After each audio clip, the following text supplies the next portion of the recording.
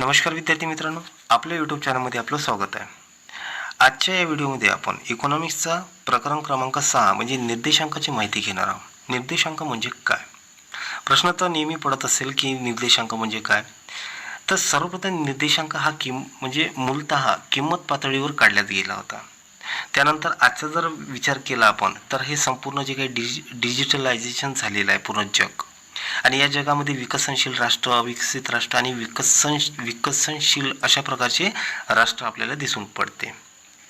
निर्देशांक यासाठीच काढले जाते की समजा जर अविकसित राष्ट्र असेल, त्याची जर रँक अविकसित असेल तर त्याला विकासाकडे नेणे आणि तो विकसनशीलकडे नेणे, विकसनशील असेल तर तो आणखी विकसितकडे, तर अशा प्रकारची रँक काढली जाते.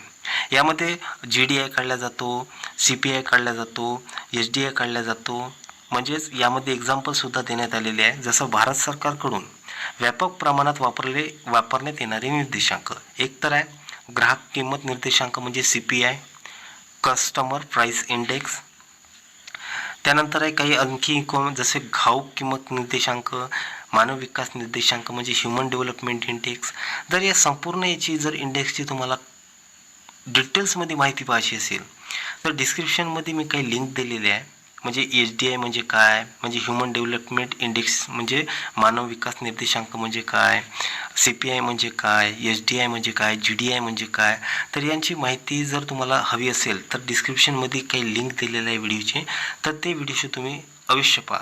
ते व्हिडिओ पाहिल्याने तुम्हाला या निर्देशांक म्हणजे काय तर याचे संपूर्ण जे काही डाऊट्स आहे तर ते क्लिअर होऊन जातील. तर या पुस्तकामध्ये काही देण्यात आलेले आहे तर ते सुद्धा आपण पाहून घेऊया की निर्देशांक म्हणजे काय. सर्वप्रथम किमतीच्या आधारावर निर्देशांक काढला जात होता. त्यानंतर बाजारातील किमती, राहणीमानाचा निर्देशांक, त्यानंतर औद्योगिक निर्देशांक आणि कृषी मालाचे उत्पादन, निर्यात, आयात अशा बाबतचे निर्देशांक काढले जात होते. आता निर्देशांक म्हणजे काय तर तुम्हाला फॉर एक्झाम्पल देतो की आता संपूर्ण महाराष्ट्र आहे. या संपूर्ण महाराष्ट्र राज्यामध्ये वेगवेगळे जिल्हे पडते. जसे मुंबई, इकडं म्हणजे इथे सोलापूर, कोल्हापूर, पुणे, नाशिक, औरंगाबाद, इकडं अमरावती, नागपूर, अशा गडचिरोली, अशा प्रकारचे हे समजा आपण जिल्हे पकडूया. या संपूर्ण जिल्ह्याचा विकास हा एकसारखा होतो का? नाही. समजा मुंबईमध्ये सर्वाधिक म्हणजे इथे कोणता आहे, एक समुद्राचा किनारा त्याला लाभलेला आहे, त्यामुळे जे काही परदेशी जलवाहतूक आहे तर ते त्यांना मिळतो. आणि ते म्हणजे एक प्रकारचं इंटरनॅशनल एअरपोर्ट आहे, त्यामुळे विदेशातले संपूर्ण जे काही एअरलाईन्स आहेत ते इथे स्थित होतात. त्यामुळे मुंबईची जे काही डेव्हलपमेंट आहे ते खूप ग्रोथ आहे. म्हणजे जर आपण SDI विचार केला, कोणत्याही प्रकारचा इंडेक्सचा जर विचार केला तर संपूर्ण महाराष्ट्रामध्ये कोण अग्रेसर आहे तर मुंबई अग्रेसर आहे.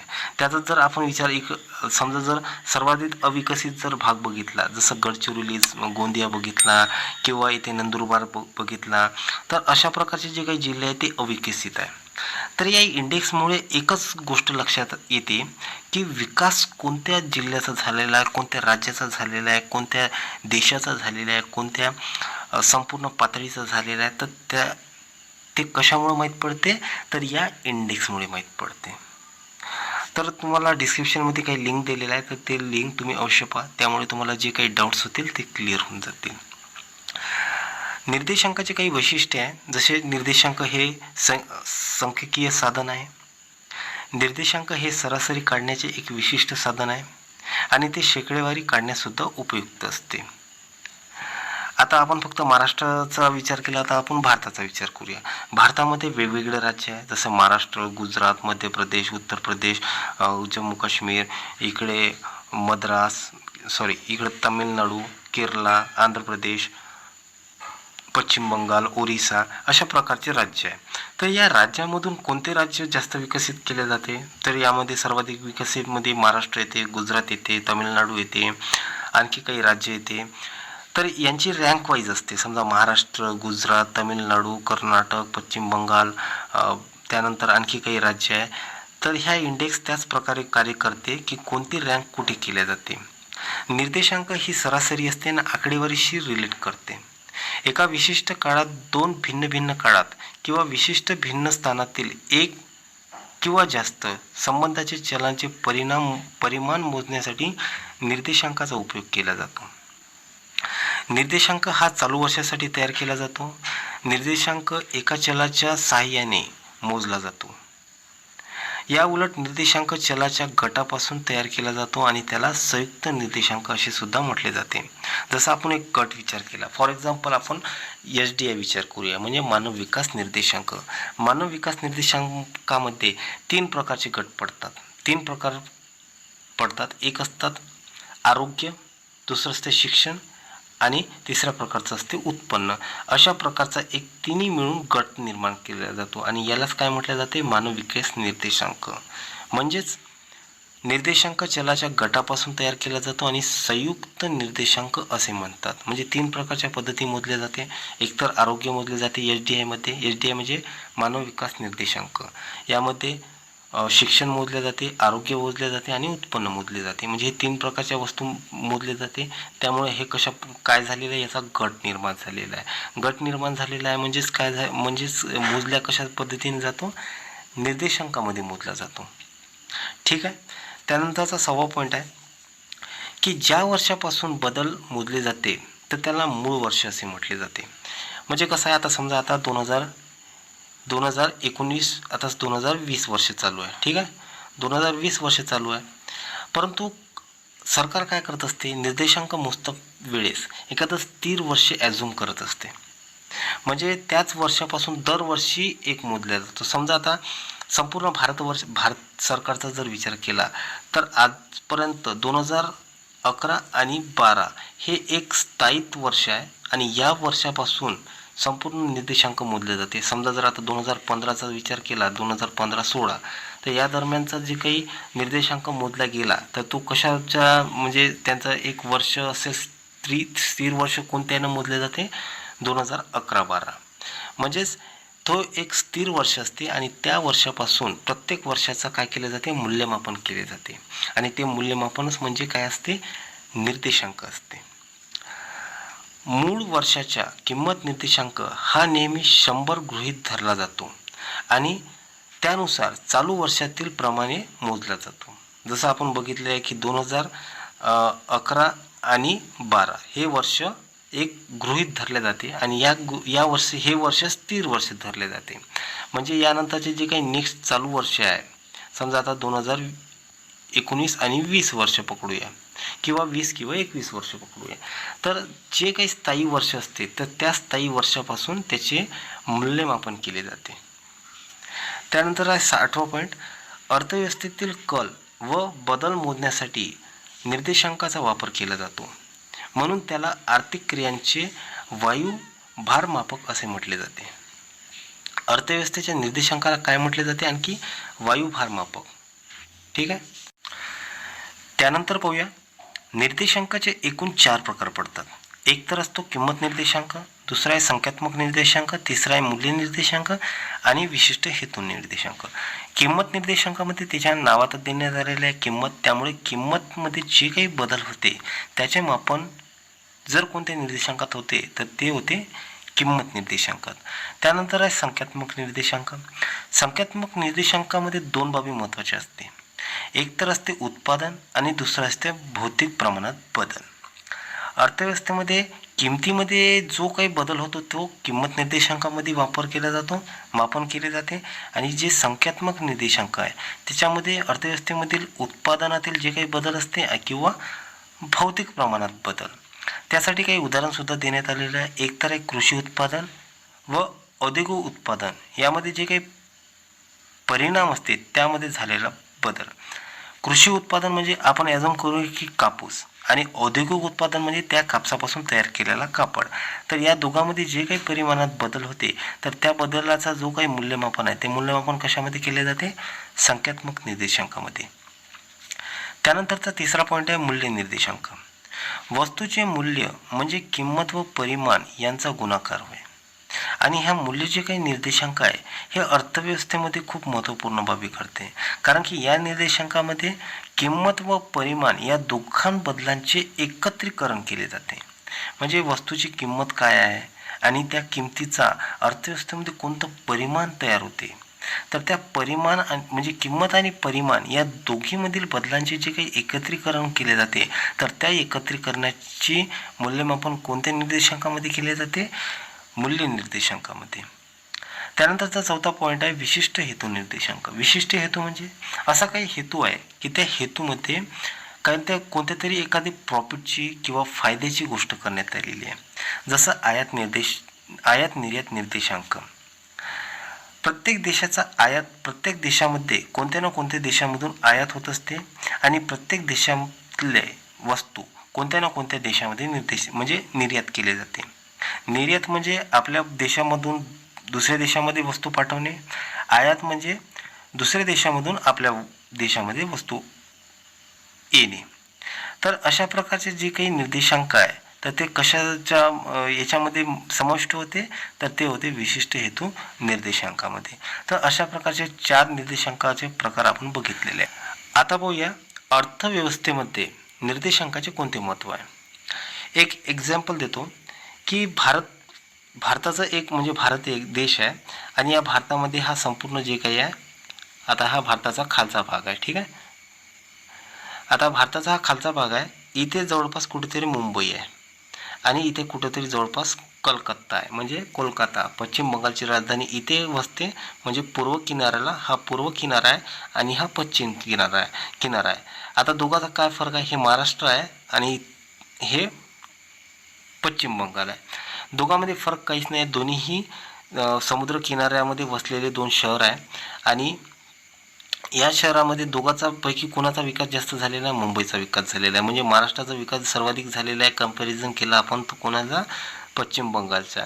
तर काय करत असते? हे इंडेक्स काढले जाते, म्हणजे निर्देशांक काढले जाते. निर्देशांकामध्ये जर मुंबई वरती असेल, त्यानंतर जर कोलकाता असेल, त्यानंतर जर खाली आणखी कोणते जर राज्य असेल, तर या इंडेक्सचा एक फायदा होते की भारत सरकार या राज्यांना, म्हणजे कलकत्ता झाले, इकडं तामिळनाडू झाले, इकडे केरला झाले, तर अशा प्रकारचे काय करत असते? तर त्यांना सवलत देत असते. कशासाठी? आयात निर्देशांक, म्हणजे आयात निर्यात अशा प्रकारचे. म्हणजे जास्त करून हे पश्चिम बंगाल असेल, इथं तामिळनाडू असेल, इथं केरला असेल, तर यांना एक प्रकारची सवलत दिली जाते. आणि हे सवलत म्हणजे कशावरून दिले जाते? निर्देशांकावरून. हे निर्देशांक त्यासाठीच काढले जाते की समजा आता मुंबई पहिल्या नंबरवर असेल, त्यानंतर तामिळनाडू असेल, किंवा त्यानंतर पश्चिम बंगाल असेल, किंवा त्यानंतर केरला असेल, तर यांना डेव्हलप करण्यासाठी हा निर्देशांक काढले जाते. म्हणूनच निर्देशांकाचा पहिलं जे काही महत्त्व आहे ते आहे योग्य धोरण ठरवणे.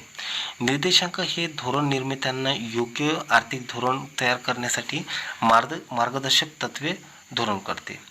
त्यामध्ये काही धोरण आहे. एक तर आहे कृषी धोरण, औद्योगिक धोरण, मजुराची निर्धारण व महागाई भत्ता, अशा प्रकारचे धोरण ठरवते. आणि हे धोरण कशाच्या बाबतीत रिलेट करते? निर्देशांकावर. म्हणजे निर्देशांक काढते आणि निर्देशांकानुसार मग अशा प्रकारचे धोरण ठरवले जाते. आणि हे धोरण कसे आहे? अर्थशास्त्रीयदृष्ट्या महत्त्व आहे. त्यानंतरचा दुसरा आहे कल आणि प्रवृत्तीचा अभ्यास. उत्पादन किमती, निर्यात, आयात इत्यादी आर्थिक चलातील बदल मोजण्यासाठी निर्देशांक व्यापकप्रमाणे वापरले जाते. गेल्या 5 वर्षापासून औद्योगिक उत्पादनात निर्देशांक तपासून आपण महत्त्वपूर्ण निकष काढू शकतो. म्हणजे काय आहे की समजा जर आपण औद्योगिक विकास निर्देशांकाचा जर विचार केला, तर गेल्या 5 वर्षामध्ये करंट इयरमध्ये निर्देशांक म्हणजे औद्योगिक उत्पादनाचा निर्देशांक किती प्रकारे डेव्हलप झालेला आहे, तर हे मूल्यमापन कोण करते? निर्देशांक करते. म्हणजे जर आज 2019-2020 चाललेलं आहे, ठीक आहे, 2020 चाललेला आहे आणि 2015मध्ये औद्योगिक क्षेत्राचा विकास कशा पद्धतीनं होता आणि त्या बाबतीत कंपॅरिझन केलं 2020मध्ये, तर किती ग्रोथ झालेली आहे, तर हे कशावरून माहीत पडते? निर्देशांकावरून माहीत पडते.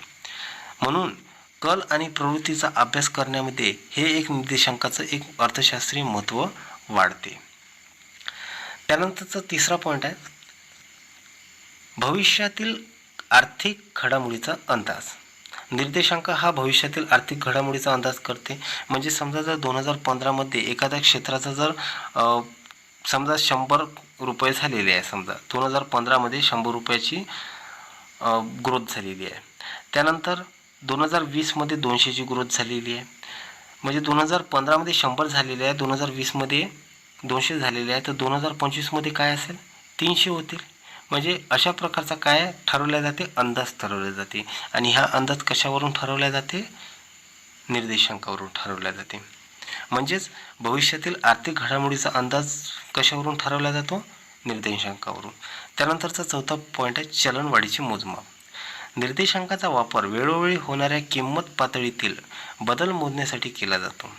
तो सरकारला महागाई विरुद्ध योग्य उपाययोजना सक्षम बनवण्यासाठी वापरला जातो. आता वाढीचे मोजमाप जर करण्याचे असेल तर कसं एक प्रकारचा निर्देशांक असते, महागाई निर्देशांक. महागाई निर्देशांकाचं समजा आता सध्याचा भारताचा महागाई निर्देशांक 5 आहे, ठीक आहे. आणि जर हा 5 वरून जर 6 वर गेला तर भारत सरकार काय करते, वेगवेगळ्या उपाययोजना करते. RBIला काय सांगते की जे काही बँकेचे रेट्स आहे ते कमी करणे. म्हणजे बँक आता समजा बँकाचा जर रेपो रेट कमी केला, एक म्हणजे बँक दर असते, बँक दराने बँका काय करत असते, लोकांना लोन प्रोव्हाइड करत असते. बँक दर जर समजा 7 असेल तर महागाई जर वाढत असेल, म्हणजे महागाई कशाने वाढत असते, लोकांकडे पैसा आला. लोकांकडे पैसा कशामुळे येतो, बँक जेव्हा प्रोव्हाइड करते लोकांना पैसा. मग जेव्हा महागाई दर समजा कमी करायची असेल तर RBI काय करतात, RBI बाकी जे काही बँका असतात त्या बँकांना काय करते, एक म्हणजे त्यांना सांगतात की बँक रेट तुम्ही वाढवा, जेणेकरून लोक जे काही आहे ते लोन खरेदी करणार नाही.